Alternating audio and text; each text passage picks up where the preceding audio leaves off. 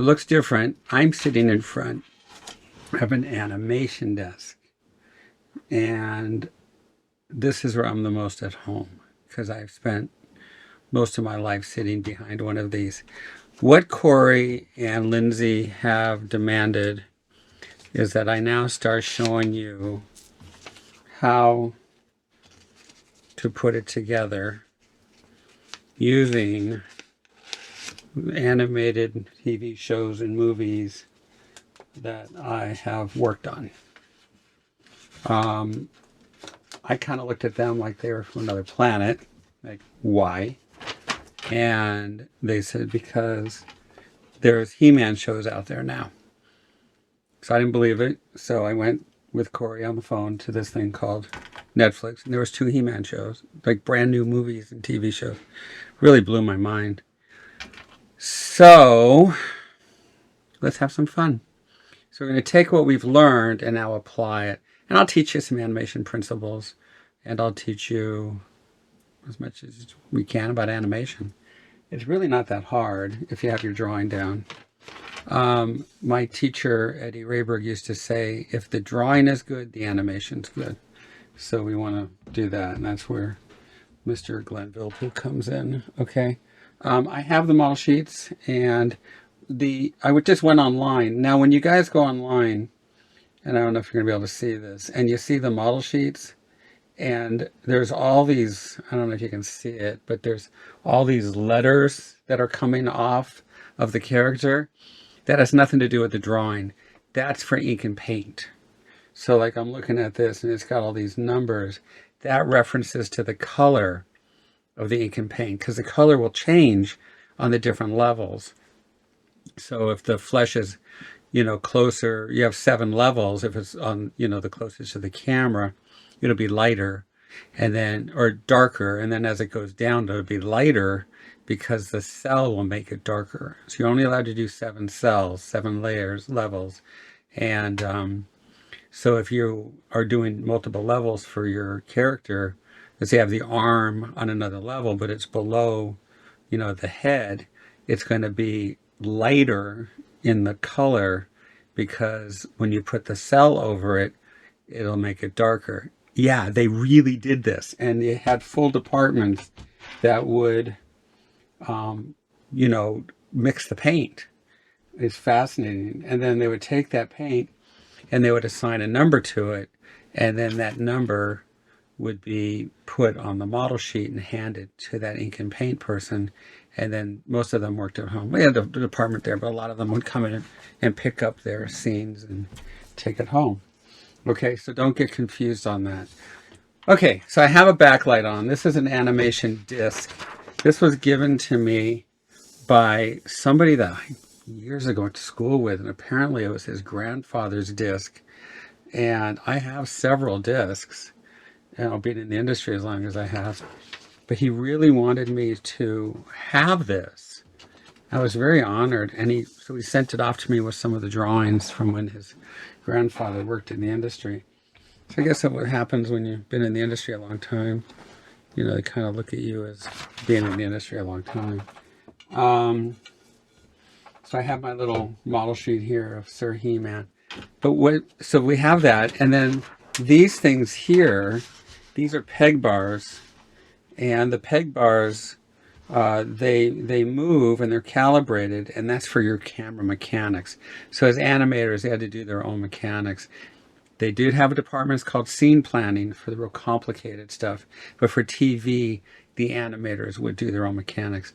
I shot video for a year, so I was used to moving the peg bars, reading the sheet, and I'll explain to you later what an exposure sheet is, but reading the sheet, doing the mechanics.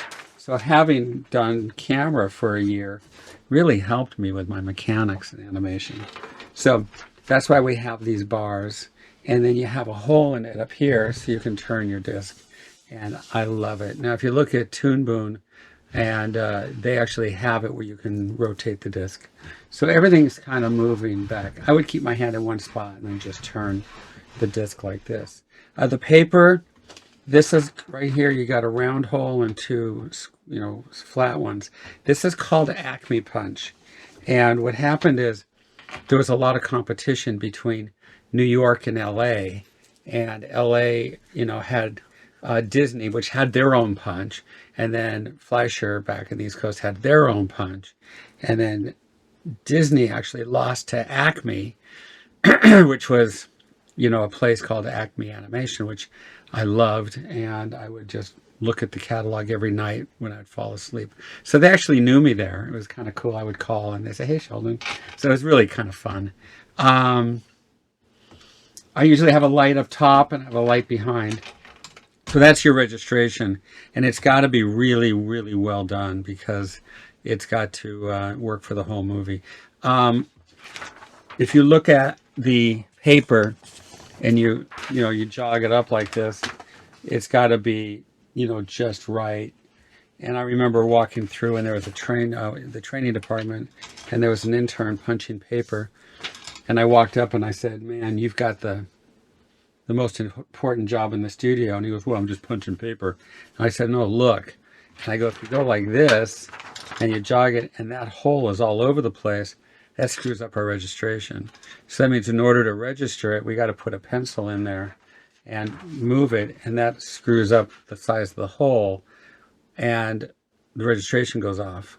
So I go, "I know it doesn't seem like a big deal to you, but you can really increase the cost of the movie by not knowing how to punch that paper." So I went in, did my business in the recruiting area. I talked with Dave and stuff, and Dave Master, and then came back. When I came back, he was being so careful, just right. And you do a few sheets at a time. And I thought, yes, we saved the whole movie. Okay, so we're going to draw He-Man, and if you notice, I'm starting just like I would. Can you guys see that? Just like I would in a figure drawing. See? So let's turn that off now. Maybe you guys can see it. There we go. So there we go. So he's looking this way, and here we go. So we got this shape. Now I can do whatever I want because this blue pencil doesn't Xerox. But what I used to do was go red to rough, blue to tie down, and black for final. But what I'm going to do is blue for rough and red to tie down. Later on, I'll show you how to put that beautiful black line down. Okay? But what I'm doing right now is just drawing He-Man. So here's the rhythm chart. Here's a circle, another circle. And he's got, regular proportions. So we got 1, 2, 3. If you don't know what this is, look at the other videos or buy the videos. You own them. And if you get our videos, like on head drawing, this is going to teach you how to draw these characters because it's all the same. Okay, so we got that. And then here's the side. And he got kind of a short nose. So we'll bring that up a little bit here. And you notice I can be as free as I want to be. Yeah, and he's kind of pissed off. So this is our normal rhythm chart. I saw online a bunch of the old people. They're old now, but I remember when they were young, and the mentioning of Don Christensen, who was my boss, and they were talking about him as a producer, but I had to work for I worked for Don. He was amazing. We called him Chris, Don Christensen, and they were all talking about how they got into the business. So how they got on He-Man. They were already in the industry. So I thought, well, let me show you how I got on He-Man, because we all have our own stories. So I was, had been in the industry for quite some time. Well, quite some time. I started at 19, so now I was like 23. And yeah, 23 or 24. So I'd been in the industry for a while, been laid off, brought back, survived the strike, all the stuff that you're hearing all these people talk about. I got to live through it too. And I was working as an art director because I had already worked at Rocketdyne, in their art department. I understood graphics, because of my training in school. I got an AA from Pierce College in graphics. Um, and I went to a party, and at that party was a guy graduating from medical school. I really should not have been there. Had no reason to be there. My brother was there, and he belonged there because he was an attorney, but I didn't belong with him. We didn't really belong together.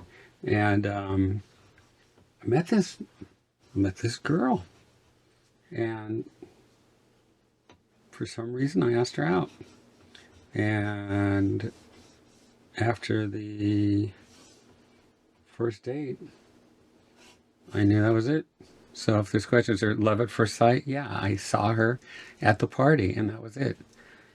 I knew it was her.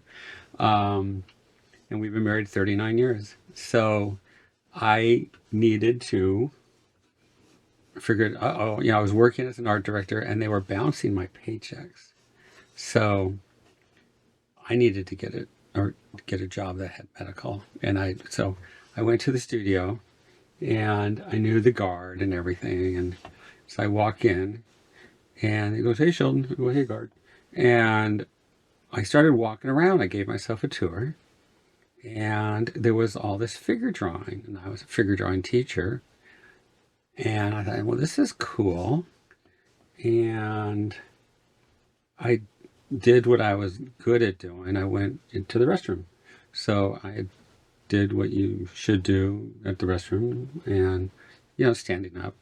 I had to go to the restroom. So I'm standing there washing my hands because I do that. And in came the producer. And his name was, what was it? Oh, God, it just slipped. Anyway, so the producer comes in. I knew him because I had worked there. And he goes, "Hey, where you been?" And I said, "I've been art director." And he goes, "Well, get back here. We need you." And I said, "Well, what are you guys doing?" He goes, "Well, we're doing this show called He-Man." Oh, okay. Well, it looked fun. So I went home, called my fiance, and said, "I think I'm going to go work on this show called He-Man." Well, she was sharing a house with a bunch of, because they had just graduated from Cal State Northridge, and they had all these, it was 5 girls, and some of them were teachers, grammar school teachers, and they went, "Hey, man," it's like a big deal, right? So it was pretty funny. So I went in and did what you're supposed to do. I went back in and saw my old boss, and she said, "Yeah, we could really use you on this show." I said, "Great." So they had to give me a test. Okay, that's what we do. So I was dressed nice. She goes, "Wow, you dressed real nice." I said, "Well, I'm an art director, And it was so nice to get back. So I did the test and handed it to her. She didn't even look at it. She threw it on the couch in her office, said, "You start Monday." And that was it. And from there, I spent many, many, many years on He-Man and She-Ra and the real Ghostbusters, and worked on Brave Star and Black Star and everything up until the time the work went overseas. And I felt it coming. And, I would go in and kind of give the studio a little test, I mean, I've been in, again, started at 13. So really I can feel the studio. You can feel the health of a studio. So I was talking to the directors and knew the producers. And I went home and told my wife, I said, "If they sell a show tomorrow, we're looking at 6-7 months before it will be anything." Because, it's just where it's at. And we were pregnant. We were our first baby, and who is my best friend today. And that was it. She came to me a few days later, and she said, "You are now a print salesman." And I said, "Are you kidding me?" because as an art director, I bought the printing. So, but at one of the press checks, she went, and standing in front of this huge, $8 million printing press, and one of the salesmen said, "Your husband will be selling printing one day." She remembered it. So she found an ad. I applied, and I was a print salesman. So I started with no clients. We had just bought a house, and we had a baby on the way, and there I was. Brand new career. And it worked. I'm going to switch to the red pencil. So if you can see, what I'm doing here is head drawing. I've got the rhythms, I've got the planes, got the proportions, got the shapes. It's 100% what we teach at our school. So the kids at our school don't even know how powerful they are. Kiana, who I've been bragging about, she's only 15. She can do this. I mean, this kid can draw, a face out of her head with no problem. I got 13-year-olds who can do this. If traditional animation comes back, I've got the kids. I've got them. They're ready to go. Artem, he's ready. He can do walk cycles. He can do head turns. He can animate professionally. He just turned 19. So we're there. Okay, instead of using another sheet of paper, what I would do is you can put another sheet of paper on top, but that would be more cleanup. Let's do that another time. Let's just go over the top, okay? So what I'm going to do now is start to tie down these shapes. And you really got to, at this point, you got to look, Does he have kind of a, I don't remember, he had kind of a ball here.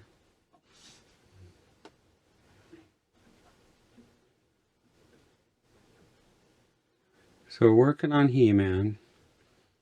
Instantly popular with kids. I had no clue what it was. Didn't bother. I mean, I had no idea.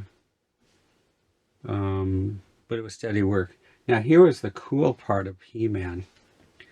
You guys are going to get the history lessons. Let's bring this brow down over here. What I love about, see, I can just turn that disc. See? So I usually just keep my finger in the hole up here. And I just turn the disc. Keep my hand in one spot. If you go on like this all day long, it'll drive you crazy. Because remember, we're, working at least, 8 to 10 hours a day, and then you get overtime. So I can just go ahead and turn the disc. So I do the same with Toon Boom. I just have my hand on my on the keyboard and turn it. So now I'm thinking straights and curves.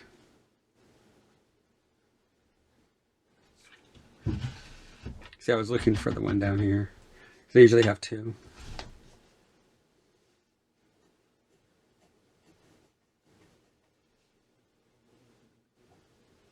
I'm looking at the model sheet. I usually just draw them out of my head because I drew He-Man for so long. I was on the He-Man crew, and we pretty much drew this guy. He had kind of a square eye, which was really funny because it wasn't as round as, it didn't have the solid, the round to it, and a lot of people just drew it flat. So I'll try to stay with the He-Man problems. I'll just put my finger on the side here. So because of the figure drawing, I drew a lot of He-Man. I drew a lot of the male characters and the villains and stuff. Definitely He-Man. I was on He-Man crew. Let's make him look at you guys. So I drew He-Man every day, unless there wasn't anything. So here's what happened. He-Man was a syndicated show. And because it was syndicated, see, usually what would happen is they would sell, all the studios would go to pitch to the networks, and there's only so many half hours. So the networks would align, so many half hours of Saturday morning cartoons. And, Fat Albert and stuff like that was always there. So figure it was about 6 to 8 months work. And then you got laid off. Which for a lot of the animation people, they love that because, they were kind of free spirit kind of people, and they would make their whole year's income, 7 months or so, and then they'd go out and play. They go traveling around Europe or whatever they do. Or a lot of them are so talented, they would work doing illustration, advertising, whatever else they were doing. You see a little round around the cheek right there. I've always been very much a husband. So to me, I work all the time. And I usually work a 14-day week and still do. But what happened is He-Man was syndicated. So you'd work your so many half hours. And what I liked about cleanup is we always had, we were always behind. So then you had crunch time. And during crunch time, you'd make your overtime. And, you're getting time and a half and double time with the union. And it really took care of you. That extra took care of the rest of the year. So it was really a good deal. Everybody was used to it. But when He-Man came around and She-Ra, it was syndicated. And that means that you had 50 some odd half hours because they had one for every week. It's really cool. So we're working year round, and we had overtime because behind schedule. So that was really, really cool. And so that was our He-Man. What was I going to tell you? So we did that, and it worked out really well.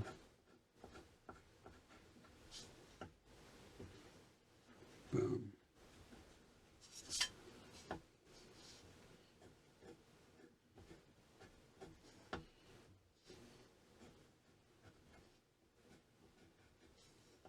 So we still had overtime. Oh, I know what I wanted to tell you guys. So what would happen is you'd have, He-Man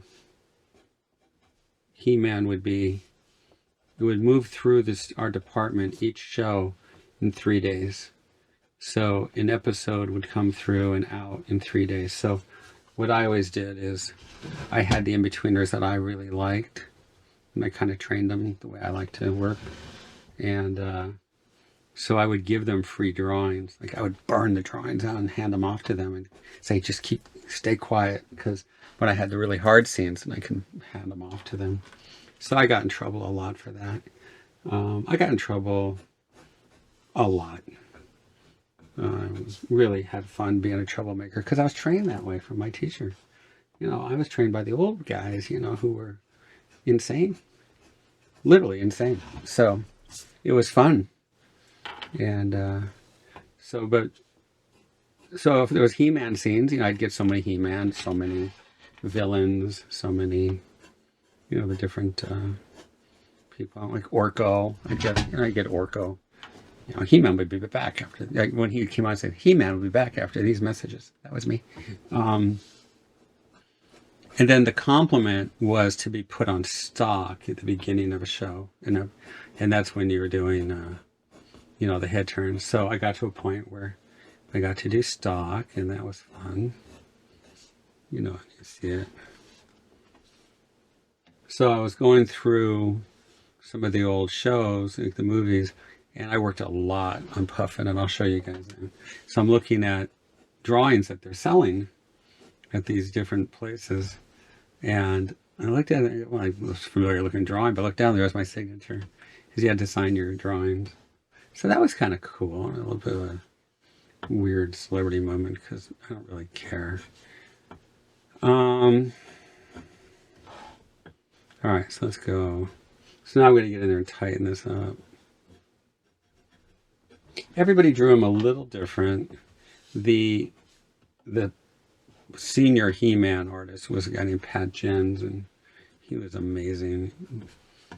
You know, wasn't a guy who went to a lot of art school. He could draw, and he really knew how to draw He-Man. So we all followed him, and he was great. I can look back at him now, being a dad, having daughters. He drove a Jeep, and he was just like a manly man guy, just good looking, and all the girls were crazy over him. But he was in love with his dog, his Doberman, and he would take the Doberman to work, and at break time he'd be hanging out with his dog. And I think all the girls were going crazy. He was really cute, so it was funny. At that point, I was very much a husband.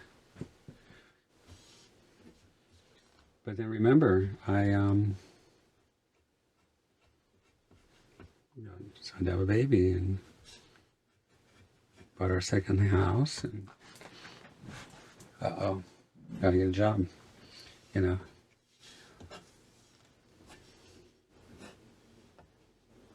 So got into sales. Now the neck goes to the ear. So we're going to go like that. So we're going to draw through. So if you notice, I'm really being careful.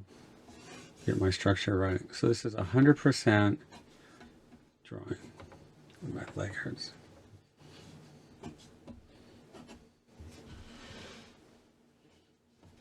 Pat would, put down this really cool, like comic book type drawing, with the cross contours.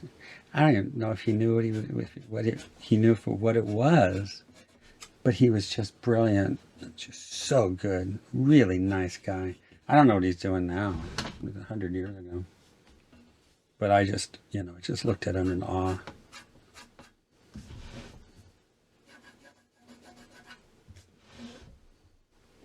So you can work this part of the drawing. Let's make this thinner, as long as you need to. All right, everybody. There's, you want to do 8 drawings a day, but that's based off of. No, we were doing feet. Okay, so we had to do 40 feet a week. How did we do it back then? It was feet. Yeah, it was footage. So I did 40 feet a week. And then features, it was drawings. So I would do 40, I do 60, 70 feet a week. Sometimes I do 120 feet a week. I was fast, I was trained. I could really knock it out. And I knew a lot of the tricks, and I'll teach those to you guys. There's a lot of tricks to the trade. I'll show you how to do it. I learned it from my teacher. So here's He-Man. He-Man. The voice of He-Man was an actor, and he's just a normal looking guy, older. And he was taking classes at the school, Brandis Art Institute. It was really funny. I only wanted to take drawing classes. So nobody knew who he was, but I'd walk by the class and I'd go, He-Man. He'd look around. So it was kind of fun. All right. That's it. He-Man. Now, he's a little slightly off model, but pretty darn close. So you can just keep working it and working it. The next step that I would do is put down another sheet of paper. I want this video to go on forever. And then I would turn on my light. What I usually do is I keep the light on. I keep my light here. See this light? See it? And I keep it to the side. So I turn it on and I go like that to the side.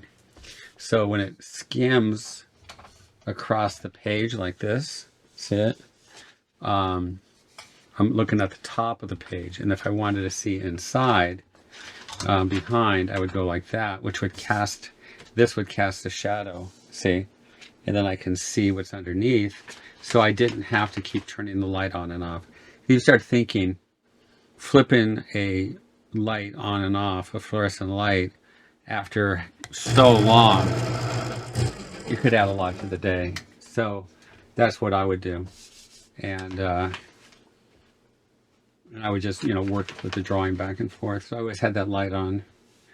And I had a process. Everything was processed. So now I come back in and start from the beginning again and really start thinking of the straights and curves. Really start looking at that model sheet. See? Do a tie down. It shouldn't take too long. So I can see on this model sheet, there's a curve here. The hair was back, but that's okay. And then it goes curve, concave, just keep thinking concave, convex. And then I don't give it, for his cleft, I would still go this way, straight across. You can go like that. Then we have that little cleft, So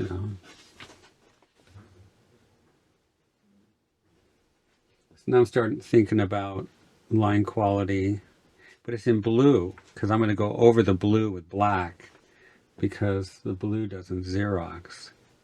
See, but the black line does.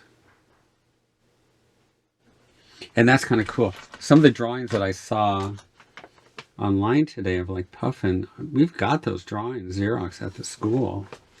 But the different part, what made it different, is that the drawings that are being sold are my original drawings, and those are black line over the blue line. So it gives it that kind of a cool animation look. So here I am back in the olden days. So here's like a straight line here. So I'm going to go concave, straight, concave. So it's cool, bitch, and wave now being used professionally. And then we'll do expressions on him. And then Corey and Lindsay want me to do some breakdowns. We could animate them too if you guys want. It's easy.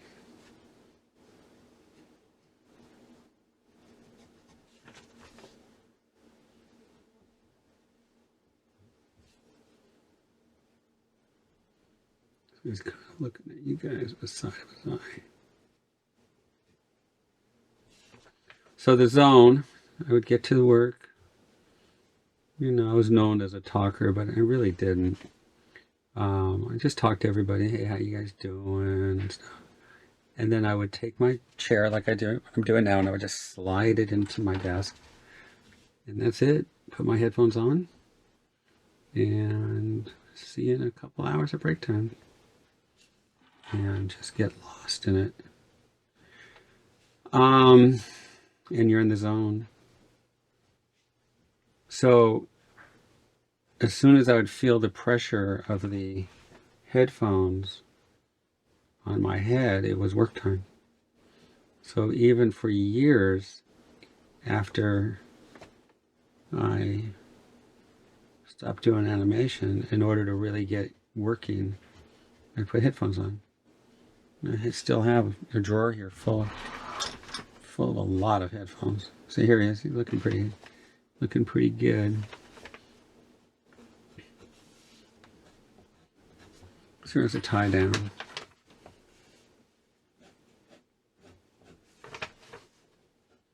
So I'm normal flipping. So flipping is an art, and I'll teach it to you.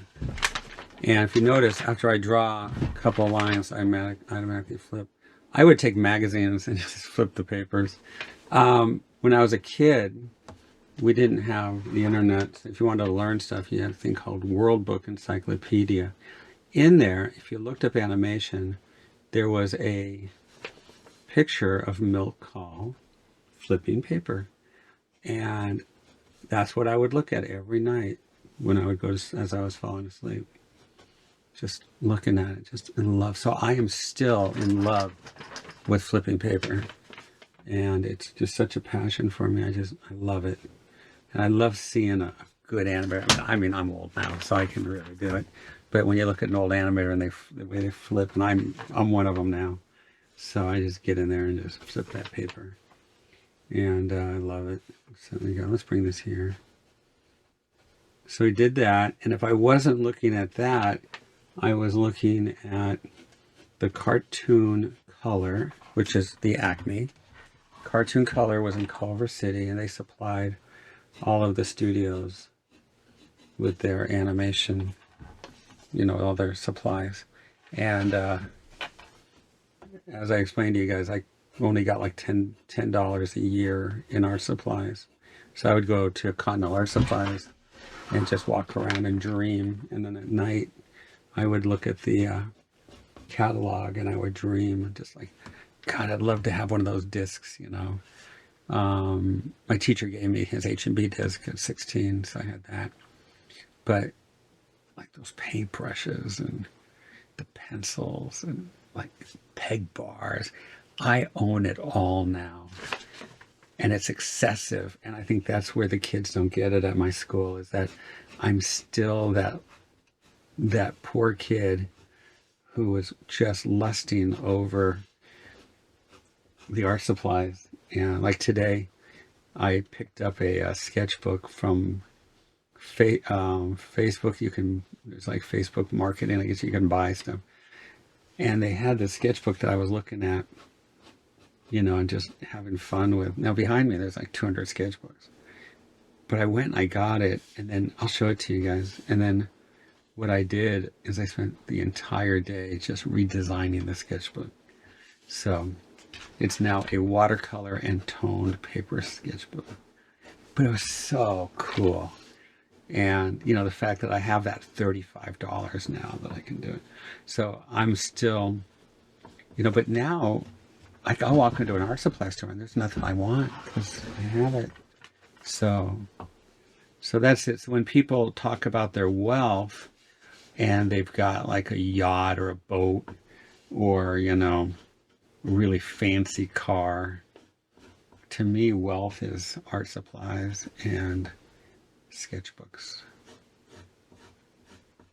I mean, I drove when I was in sales, my company car they gave me they were Mercedes and Lexus, so that's fine. But a car is a car, but a sketchbook is sexy.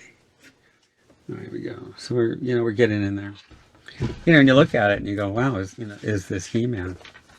So you can still make your changes. And this is if you're keying it. If somebody else is keying it, then you follow them. And you work it. You just keep working it and keep working it. I mean, I can dark it in this, because this will be non-photo, and put a black line around the outside.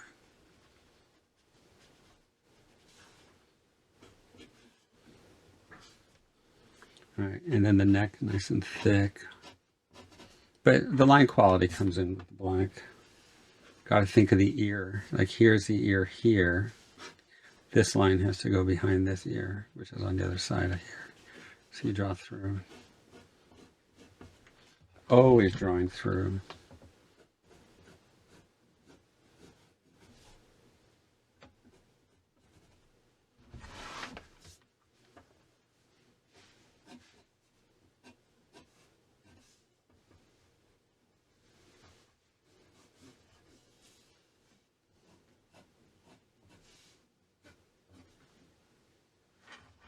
I think the thing that haunts me when I say draw through, my last semester teaching college, I was being reviewed, and one of the students asked, if you're doing a long pose, do you have to draw through?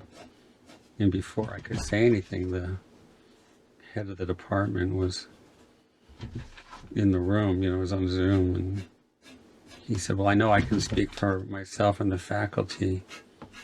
I thought, I was there 23 years, I'm not faculty. But he goes, if you're doing a long pose, you don't have to draw through. And that's when I knew it was time to go. So you could put in the sternocleidoid mastoid if you want. You always draw through, okay? I don't care what you're doing. Always, always, always draw through, which means you want to think of the character as a like they're made of glass, so you can see around it. So I figured, well, time to go. I used to color in the eyes. It was fun. So if the drawing didn't look good, if it wasn't my best drawing, at least it looked good because I would color in the eye. Because you didn't see it when it was Xeroxed. So here we go. He-Man. There he is. So this would be the rough. And then we would take a black pencil with, and I use a number 3.3 mechanical pencil. Get in there and just sculpt it.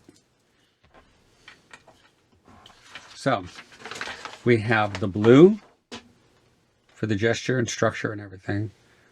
The red starts to tie it down.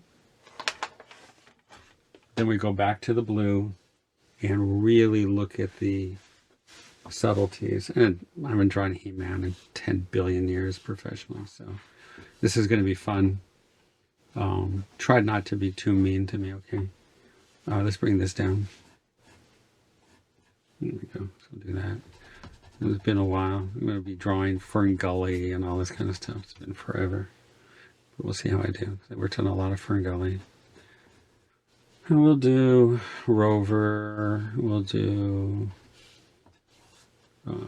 Swan Princess. Space Jam. Quest for Camelot. We'll just go back. I have a lot of those model sheets still, but the ones I don't have, I'll get online. The other ones I'm going to have to go up in the attic and try to find them.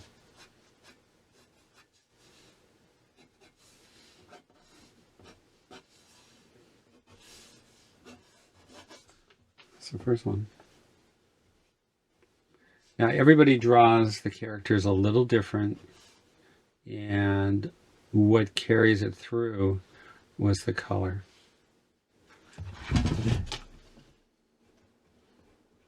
So like I can tell which was certain people's drawings. I can definitely tell which ones were mine. Because I kind of put some figure drawing into it. You know, I would get in there and cross contour it a bit. So, I don't know. His nose is probably too long. But at least it has a He-Man feel to it. Okay? But the process is key. Hope you had fun. I think it's cool having this animation desk back up here. The desk that's here was made for me. So because I worked at home, I made a deal when I got back in to the studios after I was done with working in sales. I was still in sales. I got an offer to come back into feature, but I couldn't go back full time. I mean, I had this whole career in sales I had built up for years. You don't walk away from your clients. So I said, can I work at home? And they said yes. So I took a piece of plexiglass and put cardboard, cut cardboard, and then put a plexiglass in there so it kind of stayed within the cardboard, which stopped the light. And that was my desk. So I was working on 120, $140 million movies on a piece of plexiglass with a piece of plexiglass, but it worked great. You could slip it around, you know. Well, when the studio found out, they were kind of like, well, let us make you a desk. And they made me this desk. And it's really cool. So we've had it at the school.